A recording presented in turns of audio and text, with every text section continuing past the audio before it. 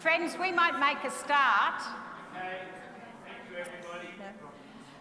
People sitting in a back row or people sitting a long way, if they would like, without infringing on anybody's 1.5 metres, if they'd like to pull up a bit, they're most welcome.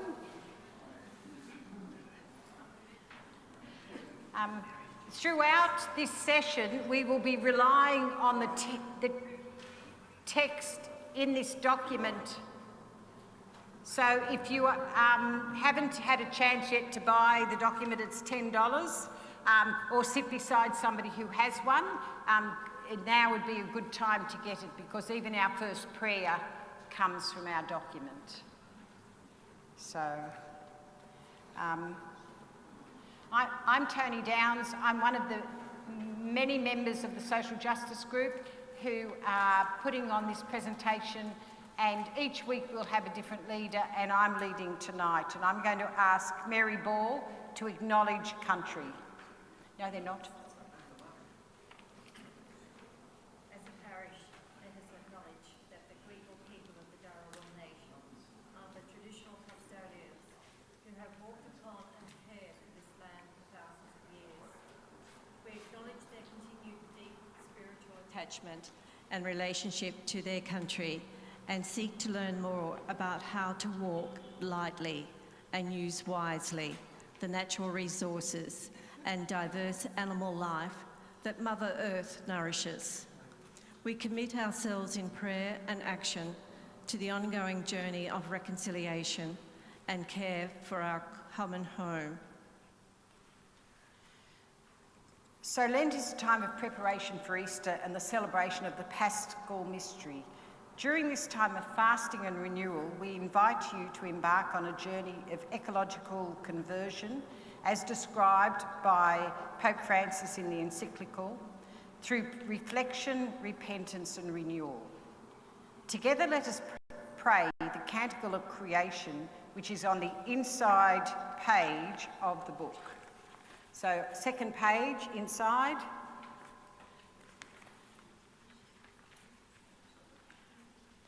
O Most High, all-powerful, good Lord God, to you belong praise and glory, honour and all blessing. Be praised, my Lord, for all your creation, and especially for our brother Sun, who brings us the day and the light. He is strong and shines magnificently. O Lord, we think of you when we look at him. Be praised, my Lord, for Sister Moon, and for the stars which you have set shining and lovely in the heavens. Be praised, my Lord, for our brothers, wind and air, and every kind of weather by which you, Lord, uphold life in all your creatures. Be praised, my Lord, for Sister Huerta, who is very useful to us and humble and precious and pure. Be praised, my Lord, for Brother Fire, through whom you give us light in the darkness. He is bright and lively and strong. Be praised, my Lord, for Sister Earth, our Mother, who nourishes us and sustains us, bringing forth fruits and vegetables of many kinds and flowers of many colours. Be praised, my Lord, for those who forgive your love of you, and for those who bear sickness and weakness in peace and patience. You will grant them a crown. Be praised, my Lord, for our sister Death, whom we must all face. I praise you and bless you, Lord, and I give you thanks to you, and I will serve you in all humility. I thought that we actually might start by everybody just introducing themselves. I know a lot of people know a lot of people, but maybe not everybody knows everybody. So I will start with Kayla, if you just share your name, and then we move on to somebody else. Hi everyone, my name's Kayla Neal. That'll do. Evening all, my name's Mary Ball, and I'm a member of the Social Justice Group.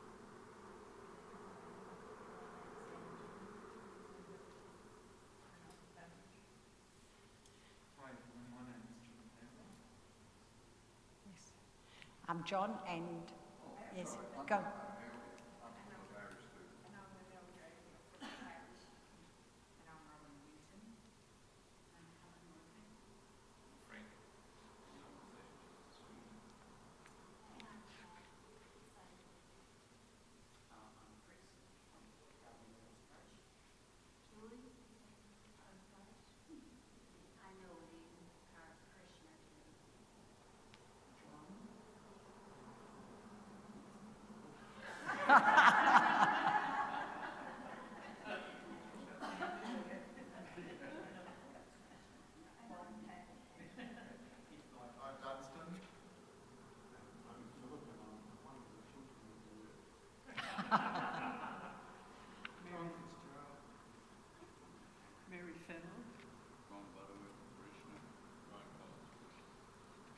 So thank you all very much for that. And we may have additional people on other weeks, and we will make some opportunity in small groups for people to introduce themselves each week, but we won't do a whole group renaming from each week. So we're using as a resource this particular program. Apologies about you having to have purchased it. If we do run out of copies by the end of the day, the publisher has agreed for me to put another order in and to get more for next week. I don't know, Fran, are there any copies left? Yeah. Okay, so if people that didn't get a chance to get a book and want to get it for weeks 2 to 4, in some ways we're going to be asking you to read in advance. We couldn't do that tonight, but we're basically working through this chapter by chapter over the next 3 or 4 weeks, and then I think in the last week we're putting the 2 chapters together.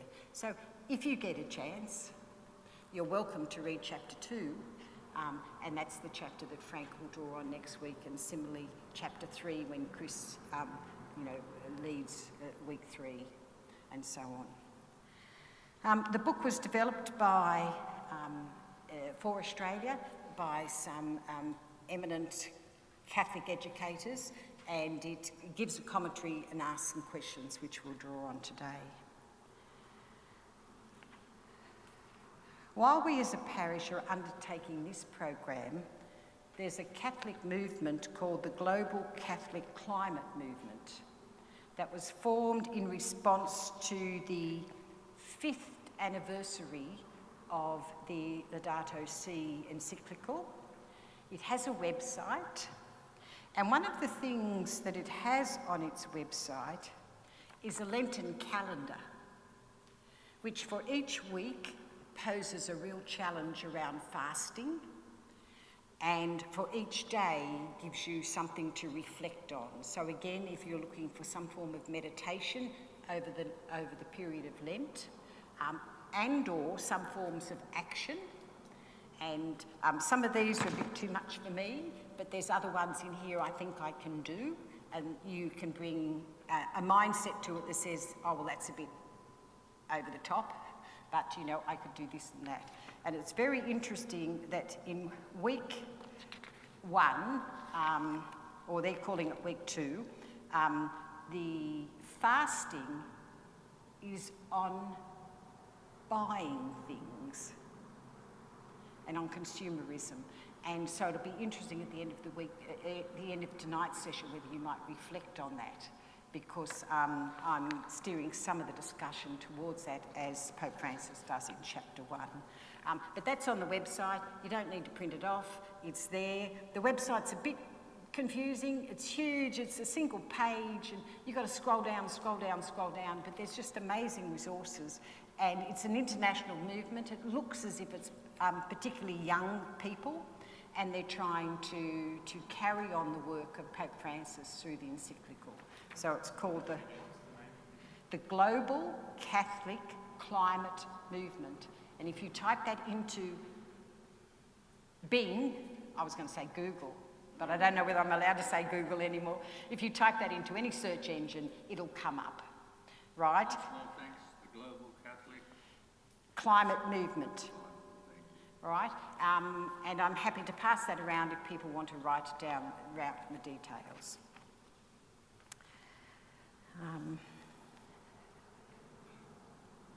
The key themes of this document are quite interesting, and a few of them might be even challenging or controversial, in the fact that some people say that Pope Francis has developed a new theology of creation. In a nutshell, when you go through some of the history of the church in how we're viewed, what our journey is as a Christian, there was a view for a long time that it was about inner self, it was about prayer, and that your reward was heaven. And in some ways, during those many centuries or many movements, earth was often thought of as a temptation.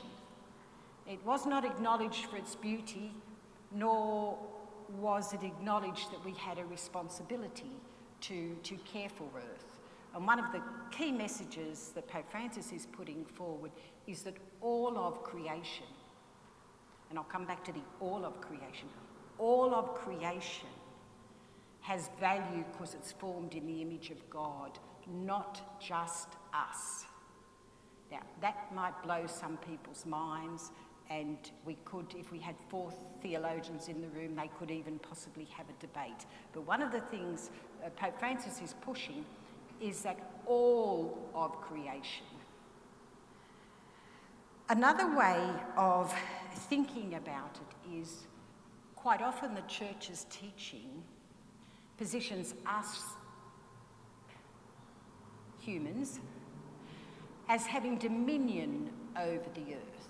And even as far back as Genesis, you know, when you read the story of Genesis, you come across phrases like, and Adam and Eve and their descendants will have dominion over, or when Noah came out of the ark after the great floods, have dominion over. And there's huge debate and possibly some convenience on the part of Pope Francis when he says, well, let's think about dominion differently. Don't think it about as lording over or dominating, but think of it in terms of what you might say the Indigenous approach is stewardship of. So that some of our thinking from the early days of the church was that we were the apex of God's creation, and that everything on earth was put there for our benefits, for us to use, and possibly unthinkingly abuse or misuse. So one of the things that the Pope is pushing in various parts of this encyclical is this notion that it's all of creation. And when he gets to one of the broader themes, and this cuts across many of the chapters that you're going to come back to, so some of the things I'm saying tonight you'll do in much greater depth in the following weeks, if that makes sense.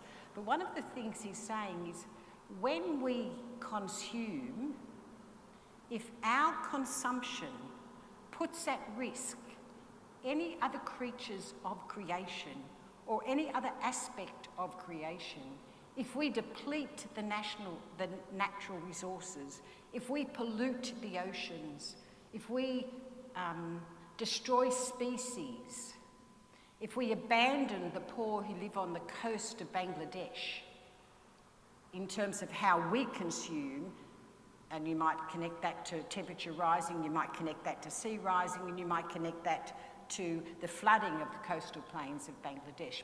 But through, it's about us in an equal relationship with the whole of creation, and the rethinking that Pope Francis is asking of us is to step back and say, when we walk on this earth, we do so in a way that does not in any way destroy, deplete, pollute any of God's creation.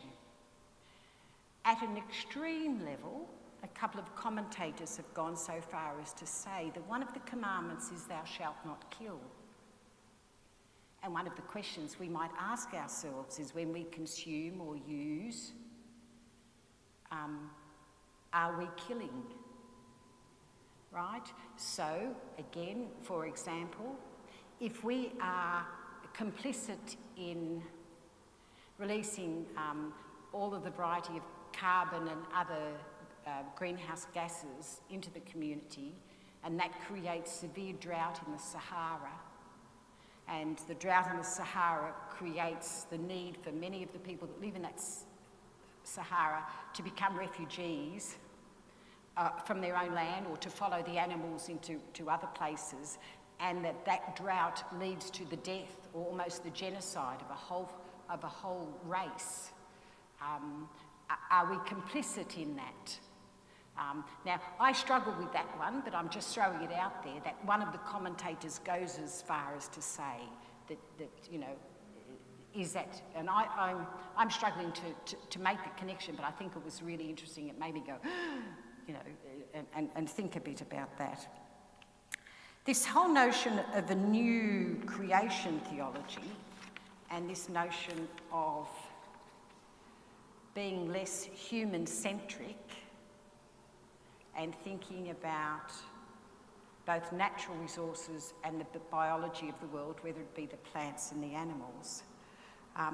Another key theme is you can't hear the cry of the earth unless you hear the cry of the poor, right? So, and that's a really powerful message that comes all the way through, that people that are trying to care for a common home really can't just go off on a tangent about natural resources and animals and plants if they ignore the cry of the poor. And throughout the documents in the various chapters, he's making a sense of the fact that whenever there is an impact, if it be pollution, if it be loss of potable or drinking water, the death of rivers, the rising of oceans, the pollution of oceans, broader extreme weather events, who suffers the most? And it's generally not those of us who live in urban cities, in the lifestyles that we tend to lead. They are more often than not the poor in the undeveloped countries. Who loses their jobs and their livelihood the most? And they're probably the people who rely on the forests and the people who rely on the oceans for fishing. So it's not just creation in terms of all creation being equal, but it is also, when we think of our common home, we need to think both of our natural resources, our biological resources, but also our poor. So I think they're the big messages, right? The connection between care for your home and care for the poor, hear the cry of the poor, that we are not at the top of an apex of creation to have dominion over and use and misuse. And quite towards the end of it, and this might be something that Philip picks up on, he's entreating us to reconsider consumption and to reduce our consumption so that our consumption doesn't harm the poor, doesn't harm our species, our biodiversity, doesn't harm our forests, doesn't harm our oceans, doesn't harm our air. So they're kind of the big themes that you'll come across. So, and along the journey, there'll be lots of practical thinking about some of those things, but the big ideas I thought I would just share with you. So what I'm going to do now is, I don't care which order we go, maybe we go this way.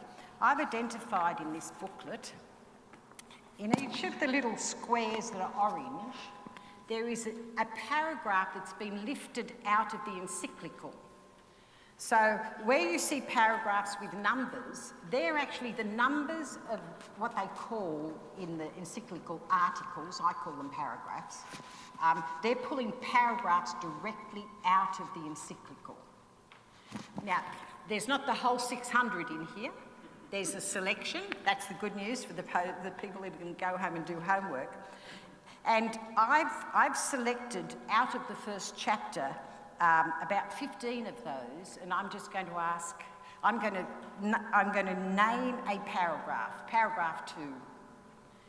And I could be a primary school teacher and say we're going to start at Mary, and if Mary wants to pass, she's welcome, and then either Philip or John will pick it up and I'll name another paragraph, and there should be an opportunity for about 15 people to read a paragraph. And if people on that side want to do the reading and this side's hogging it, just put up your hand. Because you know, in a primary classroom there's always people that get picked first. So we're trying to live stream tonight. How awkward would people feel if they had to hold a microphone while they read? Too shy. Let's not do the microphone. Okay, start with paragraph 2. They won't hear it? Oh, okay, so do you... yes, could you hold it? Thank you, Kayla. Paragraph 2.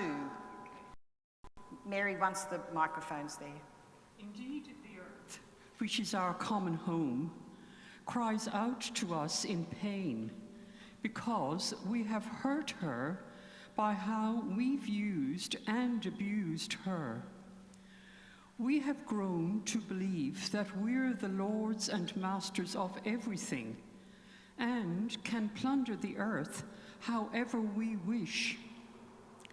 The violence we render is now evident in the sickness of the water, the soil, and the earth. The earth is being laid waste in our sinfulness.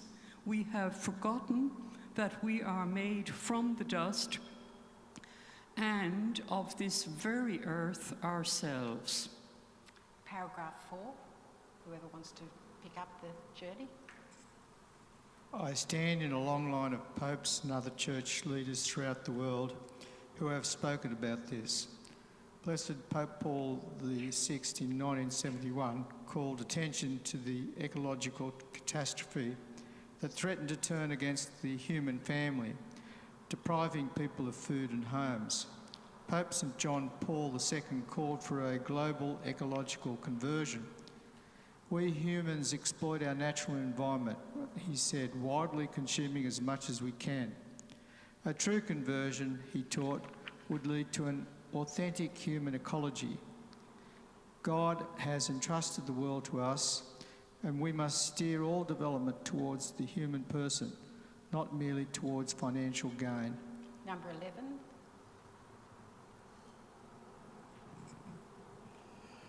St. Francis approached all of creation and all people with awe and wonder. He saw all creatures as sisters and brothers, rather than viewing them as mere economic commodity. Because of this, he felt compelled to care for all of creation as though it were part of his family. To him, all creation was beautiful, and he couldn't help but break into song and praise for it. The minute we wander away from his attitude, we start to see ourselves as lords and masters of creation, entitled to exploit it even to the breaking point, leaving little or nothing behind for the next generation. As a man of faith, St. Francis saw creation as a window through which he also saw God. Paragraph 15, which is the red one on the next page. I hope this encyclical can help us all understand the urgency of the situation and to face it squarely. The encyclical is now part of the Church's social teaching. First, I'll sketch the present crisis, drawing on the best science available today. Second, I'll articulate principles drawn from the Judeo-Christian tradition that will direct our response to the crisis. And third, I'll discuss the deep roots of the crisis in order to understand the causes. Towards this end, I'll propose broad dialogue and action both personal and international. Finally, because I'm convinced change will only happen if we're motivated and educated for it, I'll offer guidelines drawn from our Christian beliefs. Paragraph 17.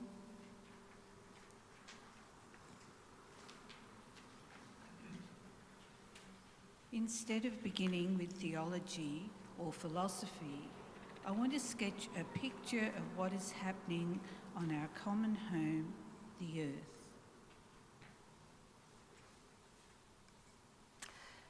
Paragraph 20.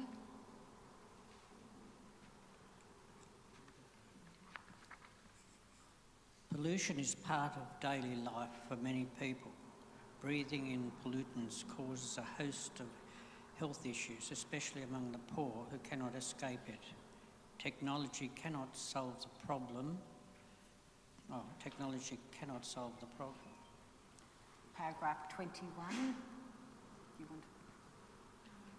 Toxic waste is the culprit in the pollution puzzle.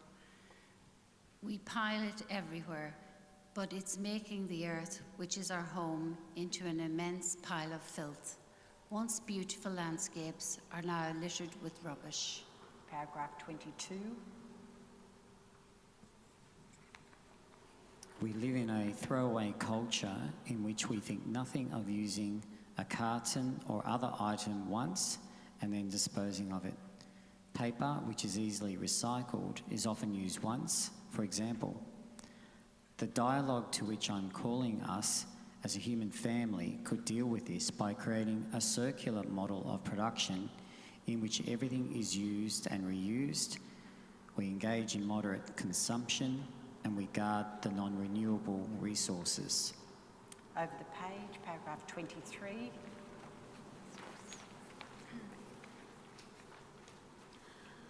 The climate belongs to everyone and is a complex system linked to what is needed to sustain human life. A solid scientific consensus has emerged that human activity has contributed significantly to the general warming of the planet. Other factors also play into this, such as volcanic activity and the solar cycle, but it is now undeniable that our dependence on fossil fuels triggers a large increase in greenhouse gases. Fossil fuels are at the centre of the worldwide energy system. Paragraph 25. The poor will be affected by these climate changes more than the rich.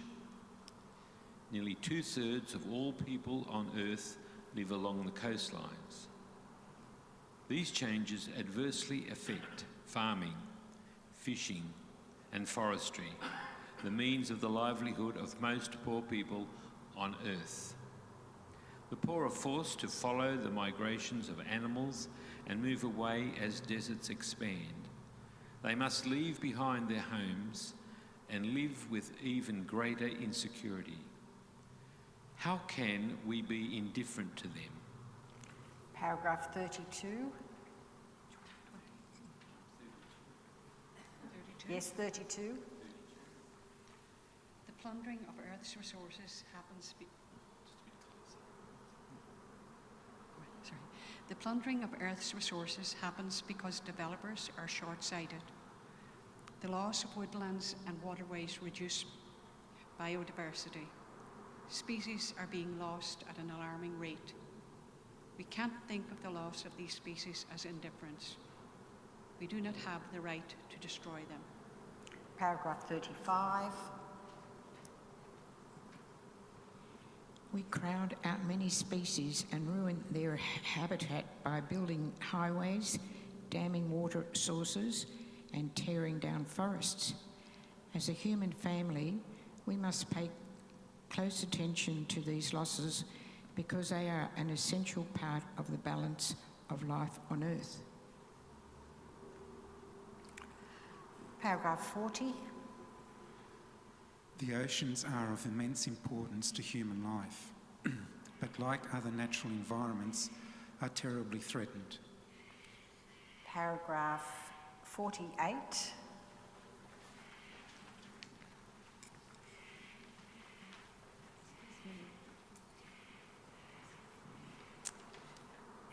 We can see from this that deterioration in the human community and in the natural environment go hand in hand.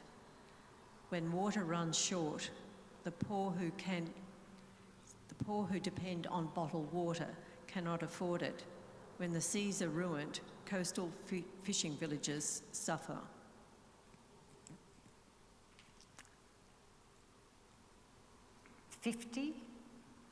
Some say that what we need is to forcibly reduce the birth rate, and that this alone would solve our problems. But population growth is not itself the problem.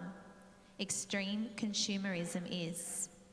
In the present way we distribute goods, a tiny minority has come to believe it has the right to consume in a way that could never be universalised. Okay, 51. There is an ecological debt that the wealthy, generally northern nations, owe to the many places around the world from which they have exported the raw materials to sustain their wealthy lifestyle, and have done this for 2 centuries or more. These poor nations become the dumping ground for waste of all kinds, and when local natural resources are depleted, the multinational companies that set up shop to get them to leave town in a hurry. But they leave behind a disaster for the local people: unemployment, deforestation, poverty, depleted agricultural capabilities, pollution, and most of all, despair among the people. And finally, paragraph 52, and then we'll stop. Such ecological debt continues to fuel the economies of the rich at the expense of the poor. In paying for climate change, therefore, we should expect that there will be differentiated responsibilities, more paid by those who are wealthy and less by those who have little. We must come to believe that we are one human family, all of us. Thank you all very much. One of the reasons I did that form of reading was because you didn't have the books in advance, and I thought it might be good to hear some of the words. And remember, those words you read were the words of St. Francis from the Encyclical. So what I'm going to suggest now, and it kind of works, but if you can turn to somebody close to you, it might be somebody behind you, it might be somebody you're sitting beside with, it might be a friend you came with, but if you could turn to that person, and for the next 10 minutes, just go back over this page. We read out 48, I think we skipped 49, we read out 50, we read out 51. Just the questions on this page, the text on this page, and try and work out what you think Pope Francis meant by some of those statements that he's making there, because he's making some really strong claims. What do you think Pope Francis is saying to us, you know, parishioners of St. Aloysius, Cronulla, in one or more of these paragraphs? So just find a friend, and if it turns out to be 3 people, that's fine, but just, you know, do your best. I think pairs or threes might be the best.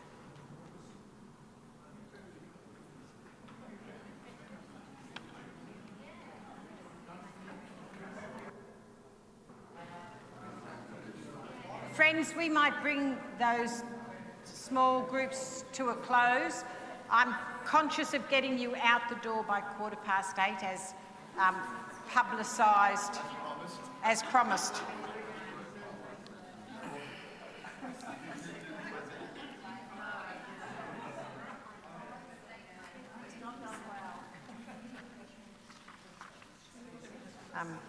Part of our reflection tonight will be Philip playing a hymn, which unfortunately we can't sing to, but we do have the words.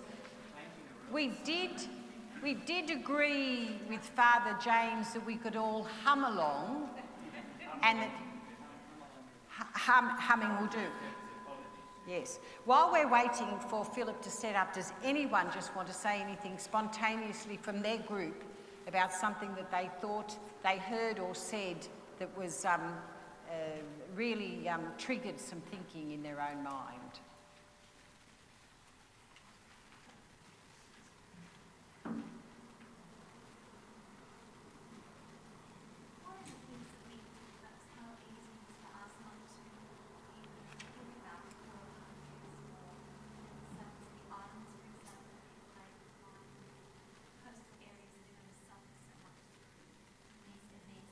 Here we're pretty comfortable and we're comfortable and we don't sort of think too much about the impact of these events and about climate change on poor people in poorer countries, and there will be a lot of refugees coming into our countries because they're going to suffer so much more, and we're all part of creation. We are responsible for sharing our resources and for their welfare as well. Thank you, Fran. Anybody else just want to make a comment?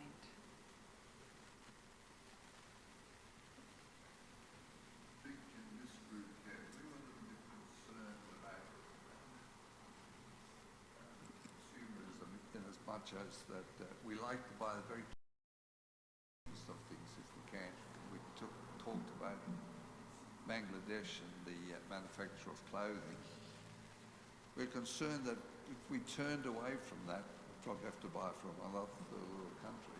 But the people working in the shops, in the factories there in Bangladesh, they'd probably die of starvation because they'd be put off. So we've got to be very careful. We can't be too judgmental about it. We've got to think about those people that even though it's a lousy income and that the multinationals are making bigger and bigger profits, if we said, no, we're not going to touch anything from these very poor countries, we would actually be causing a great deal of harm to the lives of those people and making it even more difficult than what it already is. So the thing that we really need to work on is this extreme consumerism. Thank you, John. Anyone else?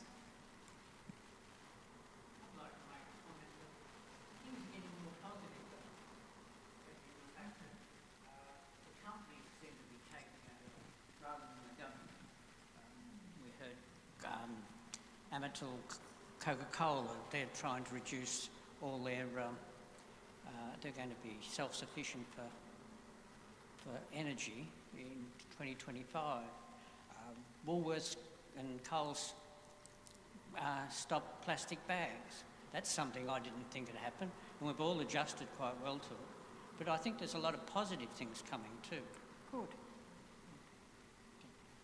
All right, happy for one more, and then we might go to Philip for our reflective view. Anybody else? Over to you then, Philip. So this hymn, the Canticle of the Sun, was inspired by Francis's Canticle of the Creatures, which we read at the beginning. It's on the sheet that was probably on your seats.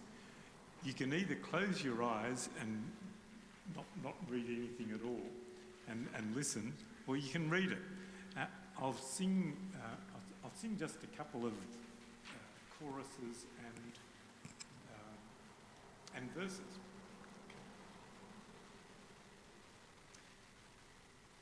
So this is in honour of St. Francis, praying for Pope Francis and praying to the Lord who's amongst us.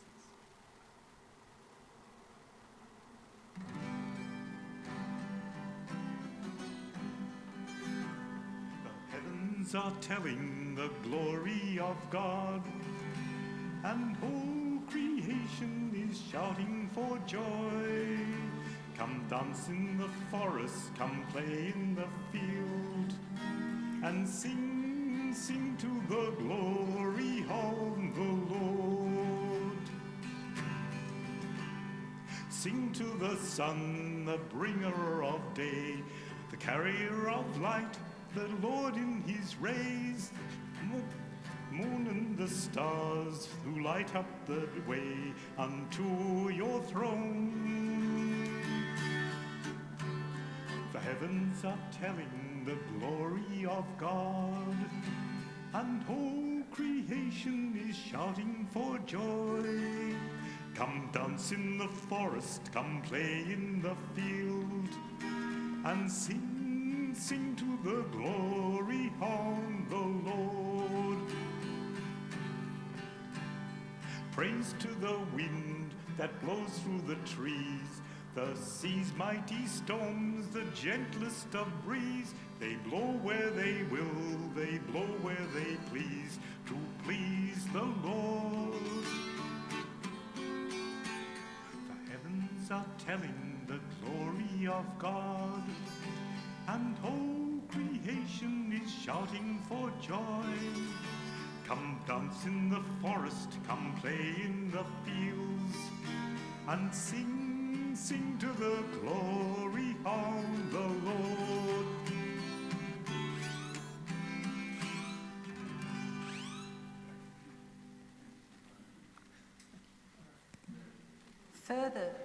Further to our reflection, paragraph 222 of the encyclical says, Christian spirituality proposes an alternative understanding of the quality of life and encourages a prophetic and contemplative lifestyle, one capable of deep enjoyment, free from the obsession with consumption. So if everybody would turn to the back of their book now, and we will collectively read a prayer for our earth. It's on the orange cover, right on the back. All-powerful God, you are present in the whole universe and in the smallest of your creatures. You embrace with your tenderness all that exists. Pour out upon us the power of our love, that we may protect life and beauty. Fill us with peace, that we may live as brothers and sisters, harming no one. O God of the poor, help us to rescue the abandoned and forgotten of this earth, so precious in your eyes.